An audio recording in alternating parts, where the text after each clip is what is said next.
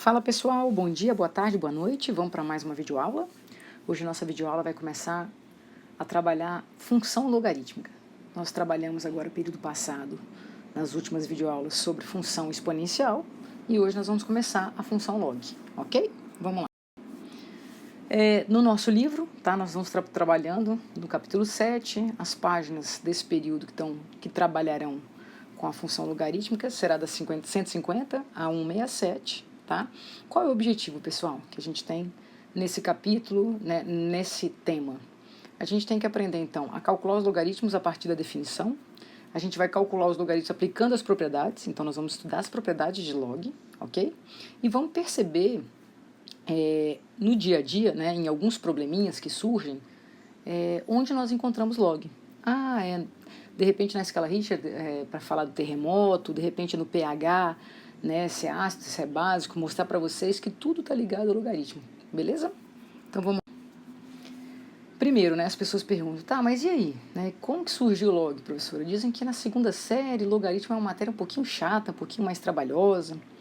E eu sempre brinquei com vocês, se você entende, se você sabe desde o seu sexto aninho as propriedades de potenciação, de radicais, de radiciação, quando a gente começa a trabalhar função exponencial, a gente retoma todas as propriedades que a gente trabalhou desde o nosso sexto aninho.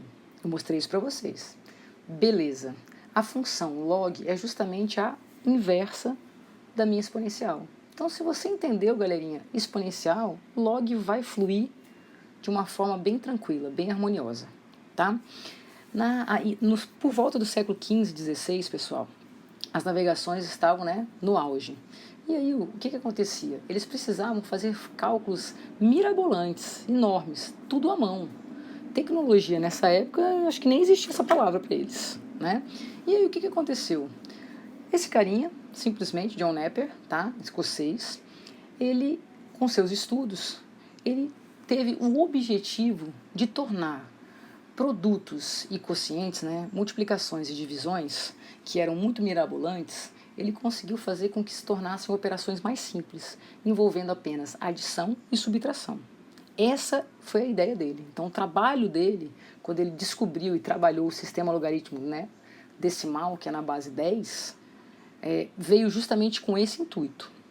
Aí alguns alunos, quando eu conto essa história, falam assim, tá, professora, calma aí, se isso aí foi no século XV e XVI, para facilitar as contas dos navegadores, dos astrônomos, calma aí, por que você vai querer trabalhar com a gente, né, agora, em 2018, uma coisa que uma calculadora resolve? Concordo com vocês.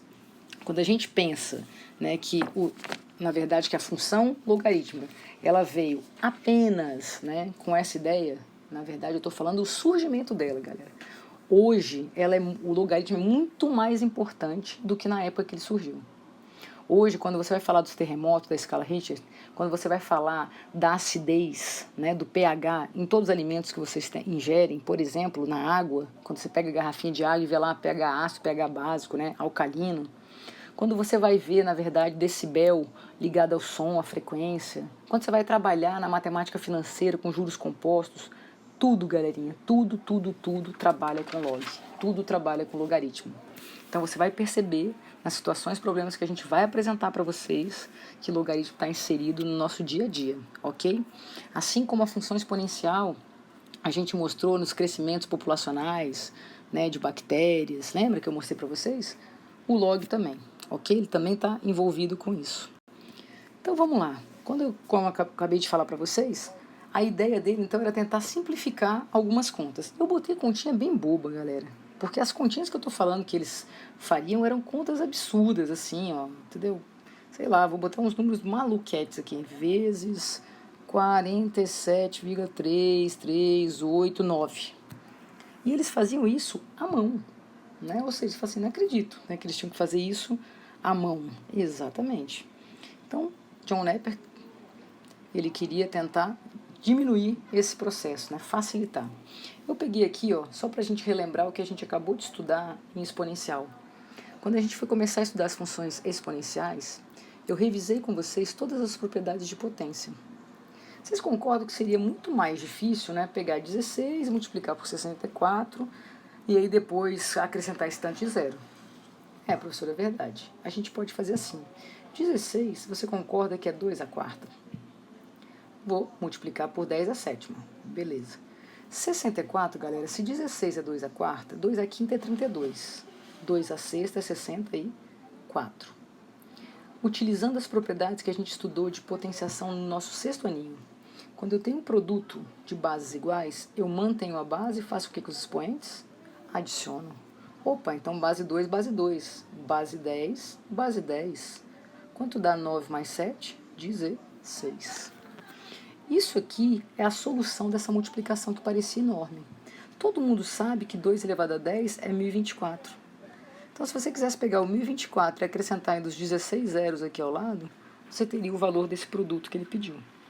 Quando a gente comenta que John Napier queria transformar um produto numa soma, é justamente pensando nos expoentes. Por quê? Porque eram produtos de mesma base. Olha lá. Ok? Base 10, base 10, base 2, base 2.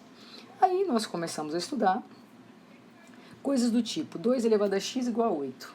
Aí a gente estudou isso aqui como sendo uma equação exponencial. Ah, professora, se eu conseguir tornar as bases de ambos os lados iguais, olha lá, 2 ao cubo é 8. 2 elevado a x tem que ser igual a 2 ao cubo. A única possibilidade para que isso aconteça é se os expoentes forem o que, gente? Iguais. Aí você descobria que x tinha que ser igual a quanto? 3. Beleza? Tranquilo, professor, isso aqui a gente já fazia. Exato. Aí agora surge uma novidade para vocês. Eu vou e coloco no quadro para vocês isso aqui. 2 elevado a x é igual a 12. Aí você fala, calma aí. Professor, 12, se eu fatorar, vai ficar 3 vezes 4, que é 2 ao quadrado. Só que aí, professor, eu não consigo. Concorda? Porque eu não consigo escrever numa única base. E aí, professora, você me quebrou. Por mais que eu tente brincar, trazer para cá, dividindo, né? E aí, de repente, utilizar a propriedade de potência. Você concorda que eu não consigo tornar as bases iguais? Professor, e aí, como é que a gente faz? Não tem como saber. Aí eu te pergunto, galerinha, você sabe que 12, né, é um número que está entre, por exemplo, você pode falar assim, entre 16, concorda? Ah, professora, concordo. 2 a 4 é 16. E 8? Todo mundo concorda que entre 8 e 16 eu tenho justamente o 12? Tenho, não tenho? Beleza. A única conclusão que eu posso tirar nesse exato momento, você concorda que 8 é 2 ao cubo, 16 é 2 à quarta. Então, vocês concordam que o 12 estará entre 3 e 4? Então, esse meu x aqui que eu quero descobrir, eu não sei o valor exato dele, mas eu sei que ele está entre 3 e 4. Sei lá, de repente é 3,876, eu não sei, mas eu sei que está entre esses dois números. Para resolver problemas desse tipo aqui, a gente vai começar a trabalhar com log. Então, eu vou mostrar para vocês, eu vou definir para vocês que uma exponencial, ela é lida, na verdade, também de uma outra maneira, como sendo log. Onde esse expoentezinho aqui, ó, eu vou chamar de log. É o resultado, é o meu logaritmo. Ok? Esse aqui vai ser a minha base do meu log. E esse aqui vai ser o que a gente chama de logaritmando. Mas vamos lá, vamos devagar. John Napier fez o seguinte, ele criou uma tabelinha, né, eles conseguiram construir uma tabela logarítmica, onde ele associava números feiosos como esse, ó, a potências de base 10. Então ele sabia que se ele pegasse 10 e elevasse a 0,25064, o valor disso era 1,78090. Então, se ele, por exemplo, queria fazer um produto como esse aqui, ó, presta atenção onde eu estou mostrando aqui, galerinha. Olha só, ele queria fazer esse produto aqui, ó, ok? 3,25694 vezes 1,78. Naquela tabelinha, você ia olhar, calma aí, esse número aqui naquela tabelinha estava na minha terceira linha. E ele era, esse aqui, era equivalente a 10 elevado a 0,512. Beleza. Assim como esse aqui, na minha tabela, ele era equivalente à potência 10 elevado a 0,254. Aí o que você fez? Um produto enorme aqui, ó, que ia te dar um trabalho danado, você transformou num produto de potências, de mesma base. Mantém-se a base e faz o que com os expoentes? Soma. Aí o que eles faziam? Eles voltavam para a tabela. Lá na tabela eles olhavam, 10 elevado a esse aqui, ó, é igual a quanto? Igual a esse aqui. Então, a partir da tabela construída, eles conseguiam descobrir os valores, produtos e quocientes de números absurdamente trabalhosos de se fazer à mão, ok? Essa foi a ideia de John, ok? Tá, professora, mas então agora explica pra gente o que vem a ser o log, né? O que você está querendo dizer com isso? Vou dar um exemplozinho aqui, ó, galera. 3 elevado à quarta, eu sei que é 3 vezes 3 vezes 3 vezes 3, que vai dar 81. O que significa, então, o meu logaritmo? Ao expoente dessa potência, como eu tinha falado para vocês, ó, ao expoente da minha potência, a gente dá o nome de logaritmo. Então, o expoente 4 é o logaritmo. Mas é o logaritmo que a gente representa por log de quem, galera? De 81, que a gente vai chamar já já de logaritmando. Em que base? Na base 3. Você vai falar, professora, que doido, que coisa maluca. A gente representa, então, uma potênciazinha, uma equaçãozinha exponencial, né? A gente agora vai representar como esse tal de log, exatamente. Onde esse carinha a gente chama de logaritmando, esse carinha a gente chama de base, e esse aqui é o logaritmo, ok? É o meu resultado. O que eu quero mostrar para vocês? A definição de log, quando a gente fala que é justamente o inverso da minha função exponencial, é porque a gente brinca que o log funciona assim, ó, como essa voltinha. Como assim, professora? 3 elevado à quarta tem que ser igual a quem? 81. Então ele gira nesse ciclo. Beleza? Calma aí, professora, vamos ver se eu entendi. 2 elevado a x tem que ser igual a 16. Então você falou para mim que o expoente sempre é o logaritmo. Ok. De quem? De log na base 2, olha lá, a base é a base justamente da minha potência. De quem? Do 16. Porque, olha lá, a voltinha 2 elevado a x é justamente igual a quanto? 16. Beleza? Então, agora vocês começaram a entender o que vem a ser log. Então, naquele exemplo que eu tinha colocado para vocês, 2 elevado a x é igual a 12. Se eu fosse representar como log, vamos lá? Log, olha lá, o meu expoente vai ser o meu logaritmo. A minha base é 2 e o logaritmando é o meu 12. Beleza? E aí, usando as propriedades de logaritmo, nós seremos capazes de encontrar quanto vale esse expoentezinho aqui, quanto vale esse log. Definindo então, pessoal. A e B, números reais positivos, com B diferente de 1. Já você vai entender, tá? O que o A tem que ser, o que o B tem que ser, né? A condição de existência real deles, tá? A gente chama, então, logaritmo de A na base B, ok? Olha lá, log de A na minha base B, o valor de quem? De x.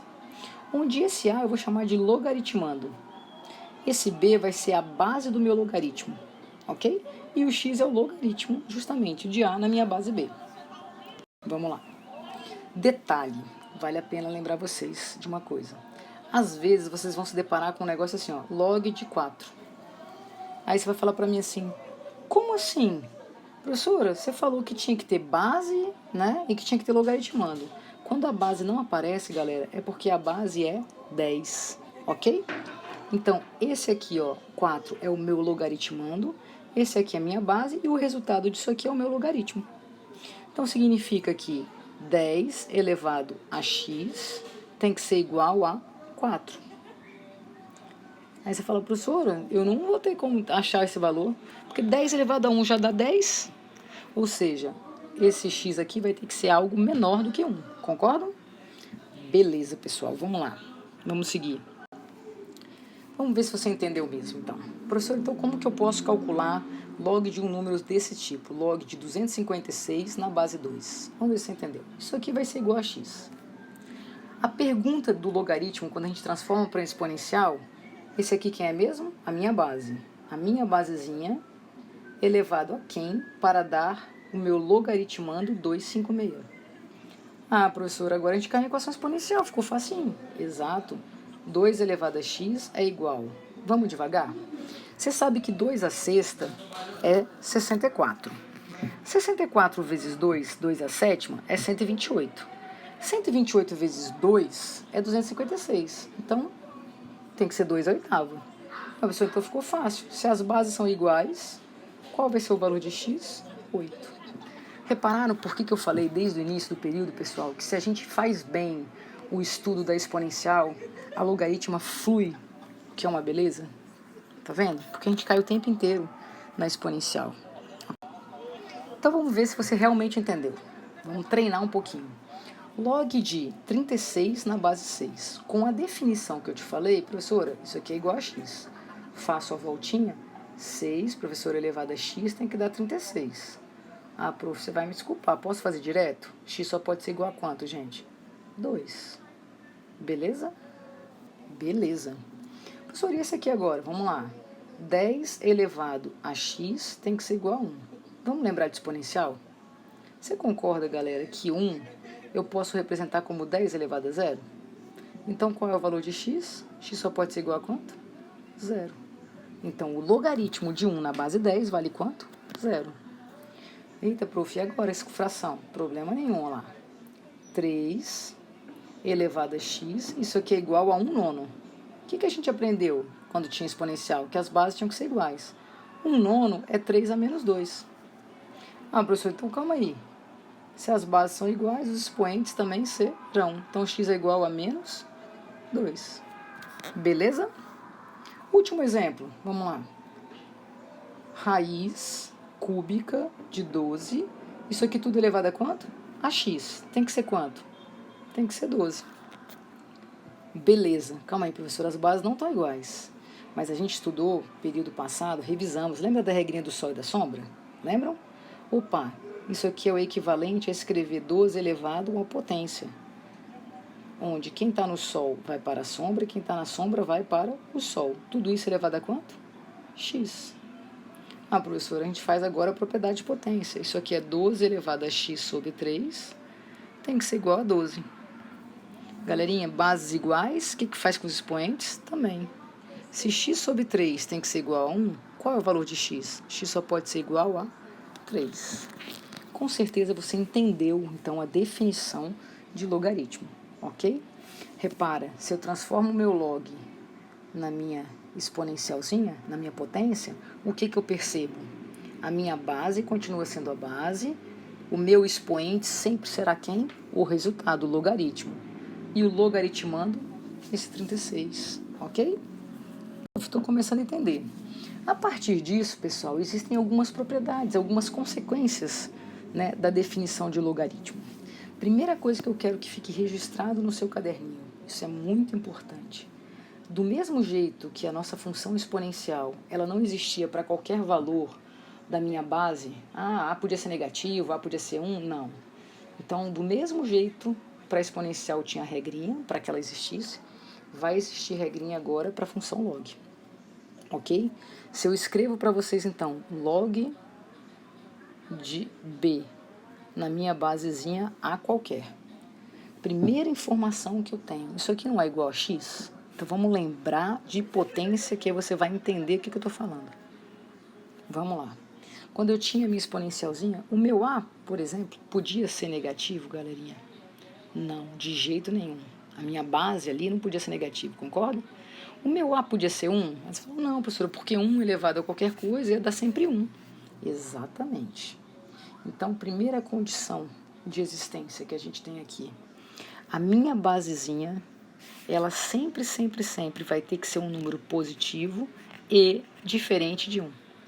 Isso é a minha base, ok?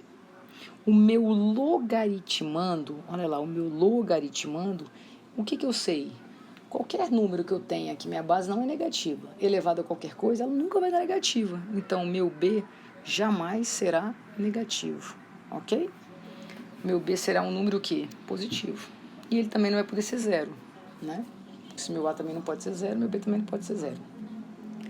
Aí vamos para as consequências, que se você não lembrar, você fazendo, você mata.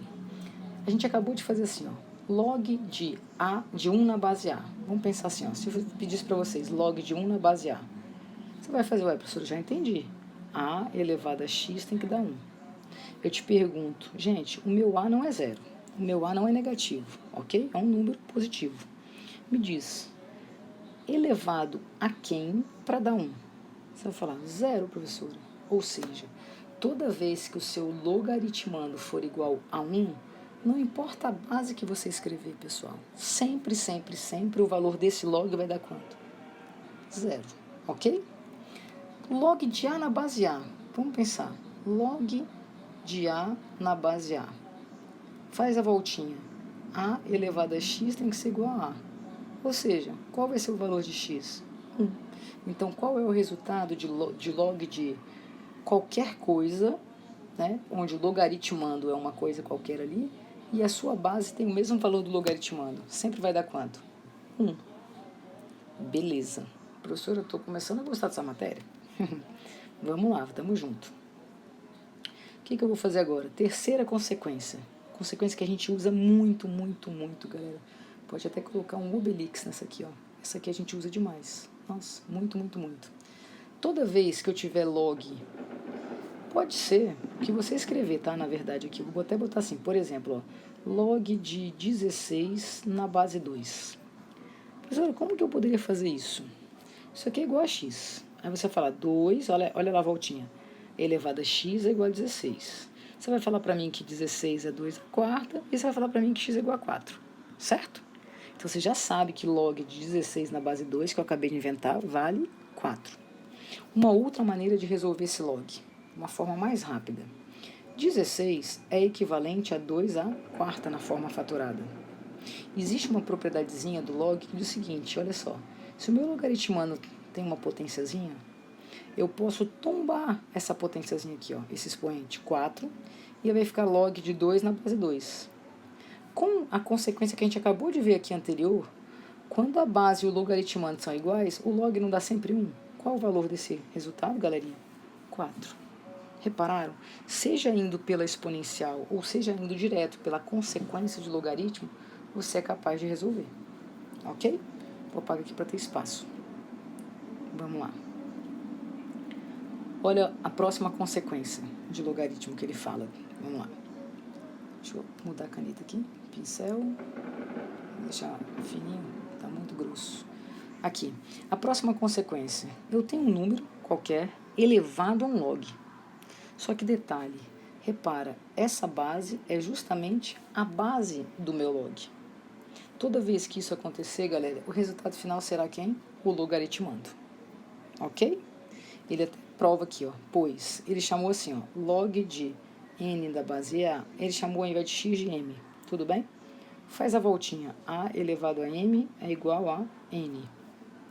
Ah, professor, mas calma aí. Se A elevado a m é igual a n, então significa que A elevado a log...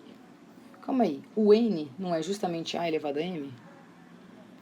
Em que base? A. Não vai tombar? Então vai ficar A elevado a m log de A na base A. Ou seja, vai sobrar A elevado a quanto, pessoal? A elevado a m, que vale quanto? N. Para você não ter que fazer tudo isso, basta você perceber isso aqui, ó. Se a minha base do log e a base da minha potência são iguais, o valor final que sobra quem é? É do logaritmando. Pronto. Mata mais rápido, ok? E toda vez que você tiver uma igualdade desse tipo aqui, ó, que eu vou botar aqui para vocês, presta atenção aqui nessa outra consequência. A gente vai fazer exercício, galerinha, aí você vai treinar, tá? Eu tenho aqui, ó, log de um número m na base A. Eu estou falando que é igual a log de um outro número n na base A. Se são iguais, galerinha, qual é a consequência que eu tenho? Que m só pode ser igual a n. Não tem outra maneira. Ok? É aquela mesma ideia do 2 elevado a x ser igual a 2 ao cubo. Se as bases já são iguais, não tem outra maneira dos expoentes não serem, para que a igualdade se mantenha. Beleza? Se a gente já sabe, né, num dos primeiros slides, que quando eu tenho log de b numa base A qualquer, se eu já sei que o meu A, que é a minha basezinha, tem que ser Vamos lá, vamos lembrar? Vou botar assim que você não esquece, ó. A elevado a x é igual a b. O meu A, ele pode ser zero? Ele pode ser zero? Você fala assim, não, professor, ele tem que ser positivo, maior que zero. Ok, não pode ser negativo também. O que mais? Ele pode ser 1? Também não, porque senão vai ficar 1 elevado a qualquer coisa dá 1. Beleza. E o que o meu B, que é esse resultado da minha potência, tem que ser? Um número sempre o quê? Positivo. Então, o que significa, pessoal? Aqui, ó, é o meu logaritmando. Ok? Pulei. Olha só, aqui é o meu logaritmando. Deixa eu apagar aqui que dei um pulo. Toda vez, então, que eu tiver um log, para que ele exista, a condição de existência dele é a seguinte. O meu logaritmando, nesse caso, x mais 6, minha base, x mais 4. Ó, vamos lembrar de novo. Log de b na base a. O meu a é a minha base, tem que ser positiva e o que mais? Diferente de quem? De 1. É isso que a gente viu? E o meu logaritmando tinha que ser o quê? Positivo. Então vamos lá. Para o logaritmando, que é x mais 6, ele tem que ser positivo. Então, obrigatoriamente, o x vai ter que ser algo maior que menos 6. A minha base, eu tenho duas condições. A primeira, que ela tenha que ser maior que zero. Para isso acontecer, x tem que ser maior que menos 4. A segunda, ela não pode ser de forma alguma quanto? 1. Tem que ser diferente de 1. Então, x tem que ser diferente de menos 3. Vamos fazer um retrabalhozinho?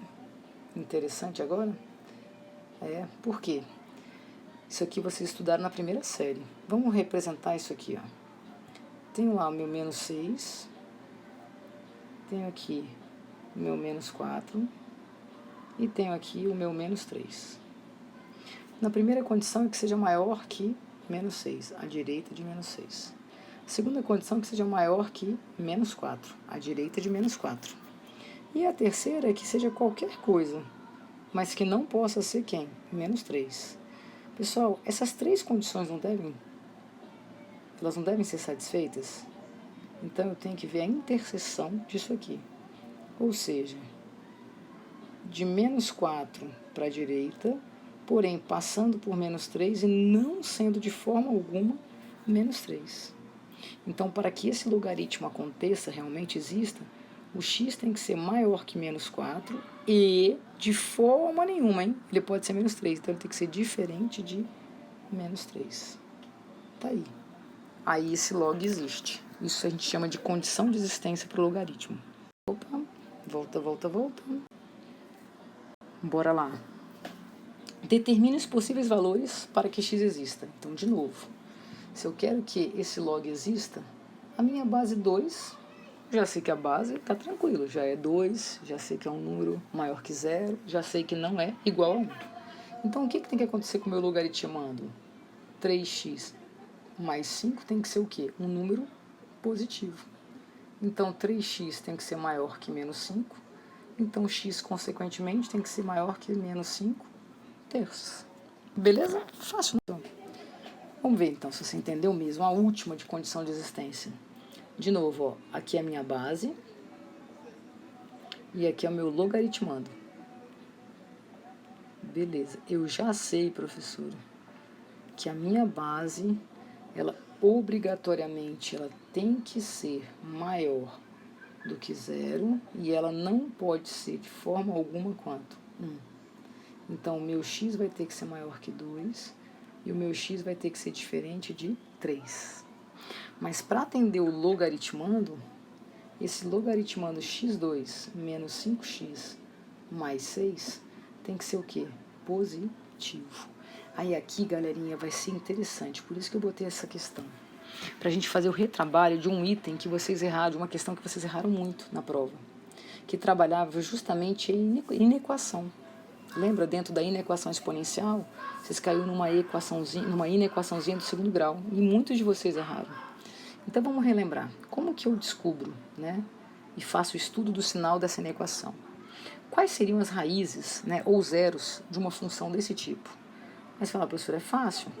Se a soma tem que dar 5. E o produto tem que dar 6. Ah, prof, eu acho que é 2 e 3, né? Olha lá, 2 vezes 3, 6. 2 mais 3, 5. Encontrei as raízes.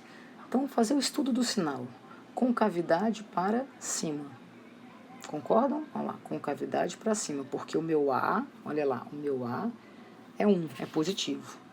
A esquerda positivo, a direita positivo e entre negativo. Ele quer que seja maior que 0, galera. Então, ele quer que eu pegue a direita de 3 e a esquerda de 2. Tá, prof, então vamos representar tudo. Olha lá. Primeiro que eu vou representar aqui, ó. 2 à esquerda, 3 à direita. Beleza. Para a base, tem que estar à direita de 2. Beleza. E para a base ainda, tem que ser o quê? Diferente de 3. Então, pode ser a esquerda de 3, a direita de 3, só não pode ser quem? 3. Galera, eu tenho que ver o que acontece ao mesmo tempo, porque eu tenho que atender a tudo isso aqui. Ok? Como que eu posso escrever de forma que atenda tudo isso aqui? Se eu botar simplesmente que x tem que ser maior que 2, tá valendo? Aí você vai falar, não, professor, porque olha só, maior que 2, aqui não bate, ó. Concorda? Tem que bater nos 3, ó. Se for menor que 2, aí você fala assim, aqui não bate. Então, o que acontece nos 3 ao mesmo tempo? O que acontece nos 3 ao mesmo tempo? Pegando a direita de quem, galerinha? De 3. Então, se eu falar que x tem que ser maior que 3, vocês concordam, então, que a condição de existência está satisfeita? Por exemplo, pensa no número maior que 3. 4. Se eu colocar 4, 4 menos 2 dá 2. Atendeu a base. Não é 0, ok? Ou melhor, não é 1 e é maior que 0. Se eu botar 4, como eu falei, aqui ia ficar 16. 4 vezes 5 ia dar quanto? 20. E aqui ia dar quanto? 6. 16 mais 6 ia dar 22. 22 menos 20 ia dar quanto? 2. Que também é um número que maior que 0, positivo. Ok? Então, a condição de existência seria essa aqui. Bora agora treinar. Qual é, então, a tarefinha para vocês, né? Treinarem, calcularem esses logaritmos aqui. Então, aplicando a ideia, né, da função inversazinha, da exponencial, ou das consequências diretas que a gente viu de logaritmo, você resolver isso aqui. Beleza? Os próximos slides a gente vai continuar na próxima aula. Um beijo grande e vamos ficar por aqui.